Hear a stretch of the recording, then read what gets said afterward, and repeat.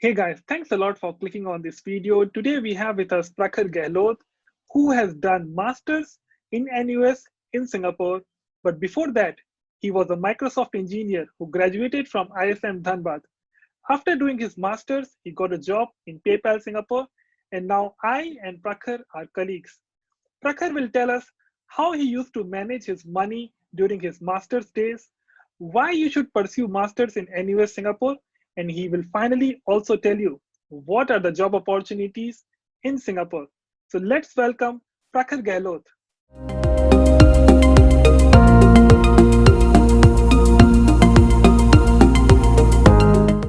Hey Prakhar, welcome to our channel. How's the work from home going, man?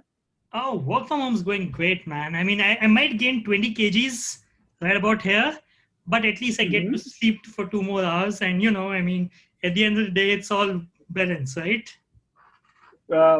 Perfect. So yeah, as you may know, the topic for the today's video is about doing MS in Singapore. And as you have done MS in NUS, so we'll be discussing your journey, and I'll be asking questions regarding your academic life, professional life, and money and everything. Sure. So yeah, sure, right? So let's get started with our first question. So can you tell us briefly about your academic and professional life? Sure, yeah. I did my bachelor's of technology from India, Indian School of Mines. It's called in Dhanbad. It's quite near Wasipur. Gangs of Wasipur, you Oh, must have seen, right? I mean, yeah, I was in correct. the neighborhood. We used to have auto rickshaws saying Wasipur, Wasipur, Wasipur. Yeah, all of that. Um, but yeah, I missed those 4 years. They were really, really good.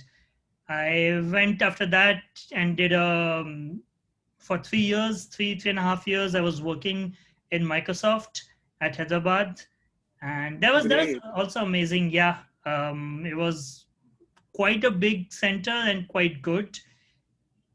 But after three and a half years, as I was saying, it was getting a little, stagnant, and so I thought, it's time to change up the life.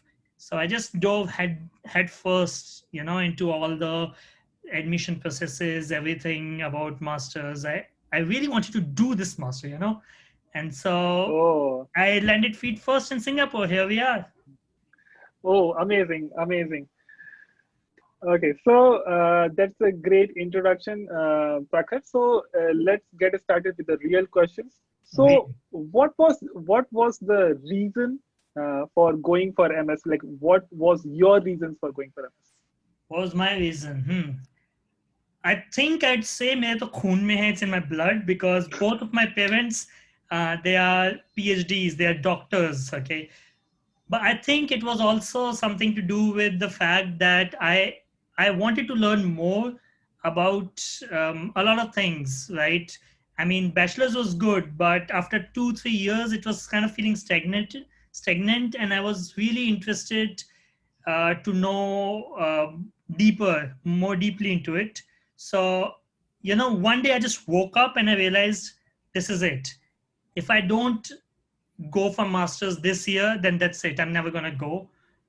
And so I just dived in head first to do some masters and landed on my feet here in Singapore.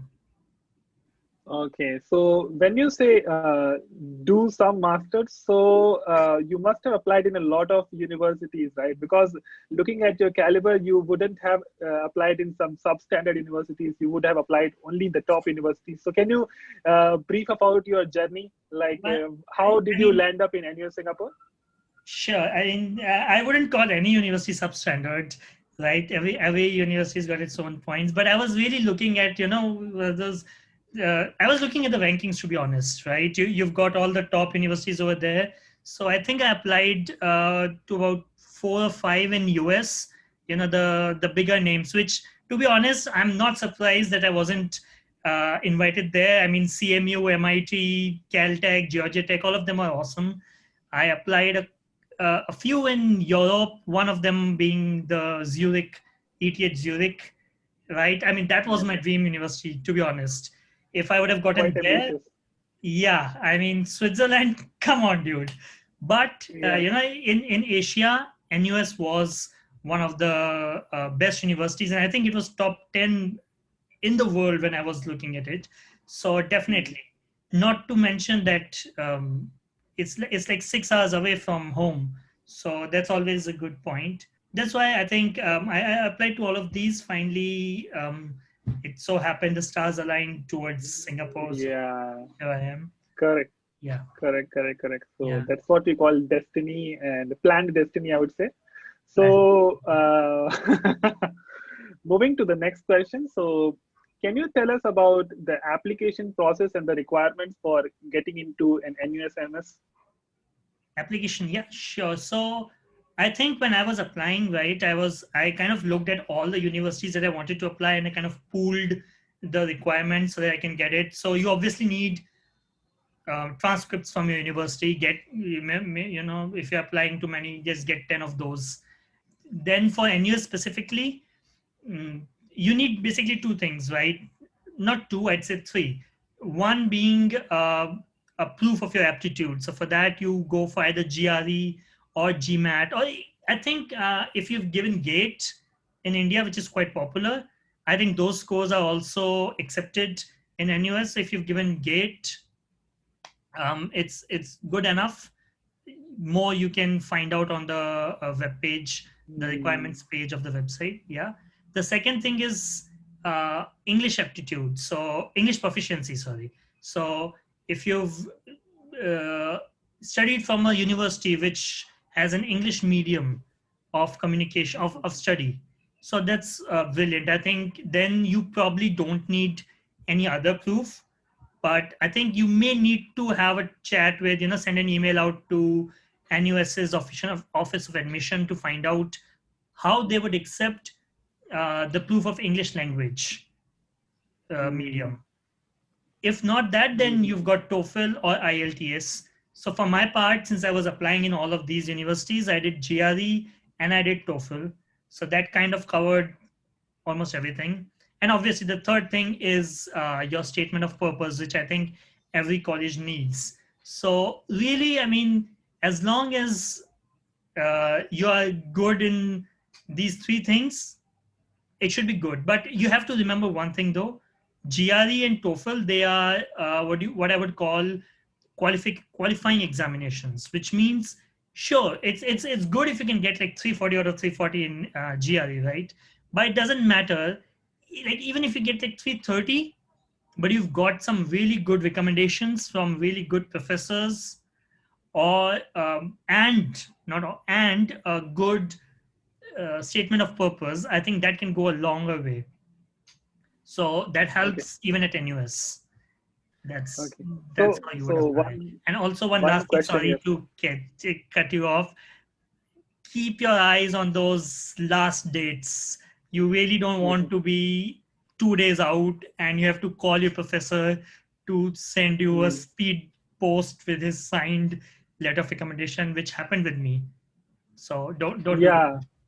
So, Prakhar, one question here. So, when you said 340 out of 340, were you talking about yourself? No, man, I can't. I did not get 340 or 340. That's too high, man. Okay, okay. So, moving on to the next question. Yeah. So, how was your experience with NUS? NUS is a great university. I mean, there's no doubt about it. It's got great amenities, great labs, a really good library, and even they've even got a lounge specially for master students. If you didn't know that. Oh, Yep. wow. And more importantly than that, what you've got is some really good faculty. I mean, the researchers, especially in computer science university, they are quite good. They've gotten out quite a lot of papers. I think published a lot of papers, especially in robotics, machine learning. I think cyber security, that kind of area is also like really good at NUS. So yeah, they're brilliant, and they're brilliant teachers. I mean, I remember a subject which I did not do really well in, let's say less than B, and but the professor was so amazing that I hung on to each word of his. Like he was an amazing teacher. Okay, one question here. So many students complain that their university education is not coinciding with the work that they are doing in their professional life. So what about NUS? Is it near to what is the knowledge gap between the industry experience and your academic experience with NUS? No, I think definitely your master's helps you a lot. Not to mention just that having masters on your resume is going to give you a leg up in your career, right? I think a lot of companies take that itself as work experience. But even when you're talking about academic experience and professional experience, sure. I mean, academic experience is more uh, targeted towards research and getting, learning more theory, whereas in professional it's different. But it will help you, especially when when you think about design questions, when you think about questions where you have to like really know everything from top to bottom, right? I remember one of the modules that I did, which was advanced operating systems. I loved that. And it taught me a lot about threading, multi-threading and all that, which really helps me. It helped me yesterday when I was trying to write a program, right? Sure. I mean, you can obviously go and look at Wikipedia at that, but the way academic experience is structured, it really puts on, like, I'd say, another layer on top of what you already know, which just makes it more richer, so that it's more of an intangible experience. Sometimes you don't know when that knowledge is going to come in handy. So yeah, that it helps in that way. Okay, so great to know that you got a lot of knowledge that would help you in professional life also. So moving on to your professional life, can you tell us what are the job opportunities for an MS graduate in MS postgraduate from NUS or NTU, like basically a good university in Singapore? What are the opportunities for them to get a job in Singapore? No, definitely there are a lot of good opportunities in Singapore. When I finished my master's, I got a lot of interviews, not only with startups, I got maybe two or three there, but also from big companies, right? They look at NUS on your CV, and that's a definite shoe in for them to at least consider you for at least the basic, telephonic interview, if nothing else. So from there on, you are completely, obviously, it depends on your skill, but you get that opportunity. And I'd like to also say that the experience here, if you're coming to do masters, is a little different from what we are used to in India, right? In India, you have companies that come and they have your placement cycles and everything. Like I know companies coming from Hyderabad all the way to Dhanbad just to take people's interviews. It's a little different here, especially because it's just one city really. Um, but even in US, I believe it's the same thing where you have job fairs. So basically, companies come in and they set up stalls, and you've got a startup right next to, let's say, PayPal, where I've been there on both sides of the stall. And then you as a student go there, share your resume, and then have a discussion with the person at the table from the company. And more often than not, that's enough to get you a job, sorry, not a job, don't quote me on that. An interview, if especially if you are from university like NUS or NTU. So Prakhar, as I know that you got a job offer in PayPal, but coming from India from a middle class family, I suppose from a middle class family. So and coming to Singapore and carrying your own expenses like hostel, tuition fees, and everything. So how much money did you have to spend? Can you brief about it? Let's see. So yeah, we have the one of the biggest expenses, obviously, tuition fee, right? And computer science masters for at Singapore, the tuition fee without any help is, I think, it was around $18,000 per semester.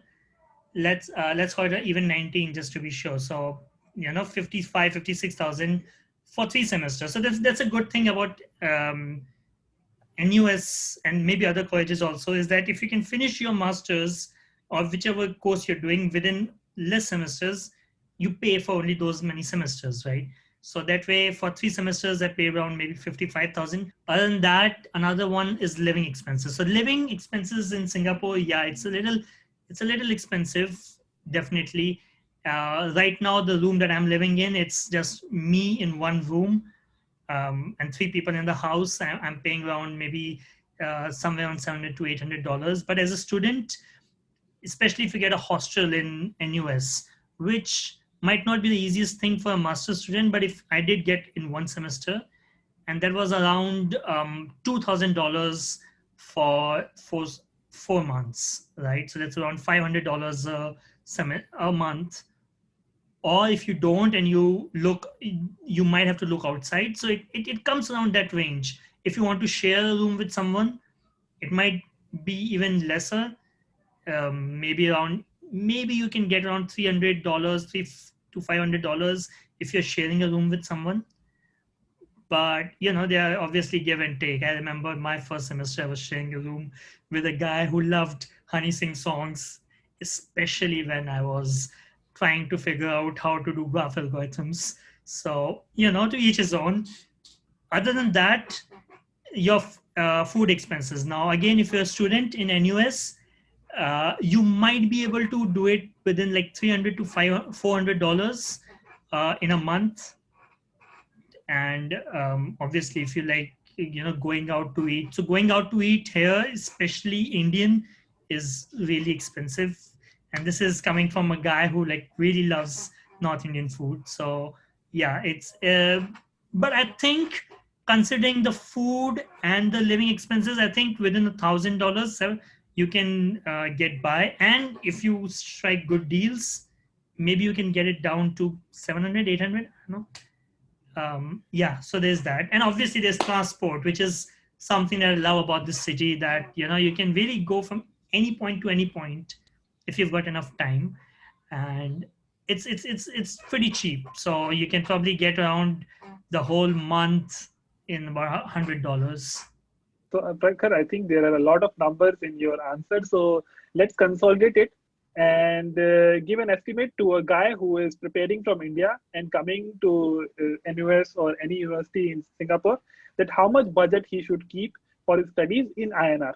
So around $54,000 for your tuition fee, around $1,000 multiplied by what, 18 months? Let's call it around 20,000, right? Give and take a few. You may want to have some flight tickets coming to India, going back. 55, 27, what is it, 75,000? So let's say even if it's 80,000, it comes down to what? 40 lakhs? Yeah, Yeah. Okay. amazing mathematics. Yeah, don't show them the part that we cut out where I said 4 lakhs, okay? Okay. So I think that's a very good estimation of money. Now, coming to a question that many people ask before coming to Singapore, how did you find Singapore as a city? Singapore, yeah, I mean, I think Singapore is a city. As a city, it's very good. As a country, well, it's just a city. But it's got great infrastructure, man. I've already said, did I say that the transportation here is amazing? You can go from any one place to the next if you've got enough time. Yeah, sure, but quite cheap that way. And it's clean. It's got great beaches, and it's really in a good place in Asia where you can do weekend trips to, let's say, Malaysia or Indonesia. So all in all, yeah, it's good. But then again, I mean, Amit, you are living in Singapore also, right? And you've got a whole channel. I'm sure you've got some better tips about this than I have. Oh, is it up there? There? Yeah. There? So yeah. There. Okay, So got it. guys, we have created a video for this, like living in Singapore, expectations versus reality. So you should also check that out. So moving to our final questions and coming back to the topic of MS, it's a very serious question. Okay. How should somebody decide whether they want to do MS or not? So it's a very big dilemma among the students. Like they want to do MS, but they do not have a purpose. Like they are not clear why they want to do it or whether they want to do it or not. And it's a very big dilemma, mostly in professional life, for professionals who have 3 to 4 year experience. And yeah, so can you just give an idea that how should somebody decide about it? That's actually a good question. And I can give you a very politically correct answer saying it depends. But at the end of the day, it depends on whether you like learning or not. I think that is a big factor. Um, if you don't like learning, you can come here and do it. And for those 3 semesters, and some people even do it in 2 semesters, that's the minimum you need to spend. You're going to be really miserable. At the end of the day, yes, you get a degree which helps you in your career a little bit. Just, okay, let me get this right? It's only going to help your career till a certain point, right?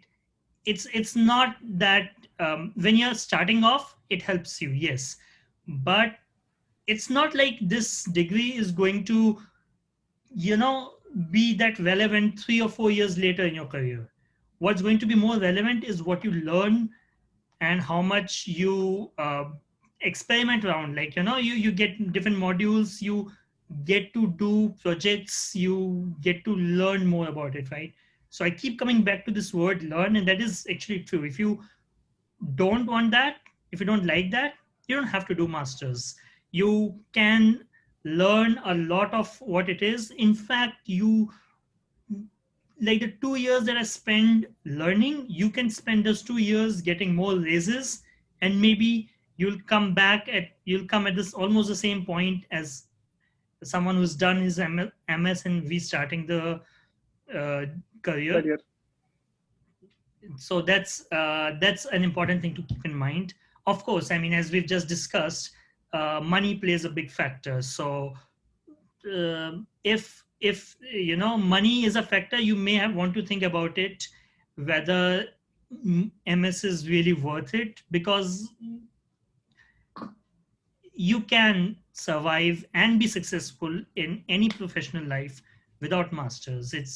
I'm not saying don't do masters. I'm just saying do masters if you're really interested in A, research, or B, getting better at what you enjoy or what you are doing as a professional. Yeah. Okay, I think that's a very insightful and politically correct reply.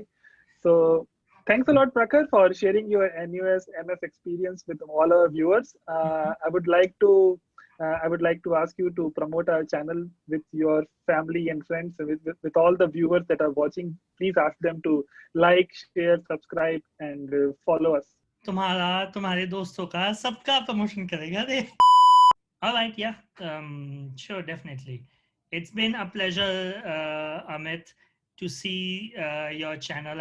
I've always wanted to be on a YouTube channel. I've always wanted to be a YouTube celebrity. Today is my day. Yes. So I think this will be the most successful video of our channel. I hope the best for you. And guys, please hit the bell icon so that you already get notified whenever we upload a new video. And yeah, keep showing your love, man. Peace.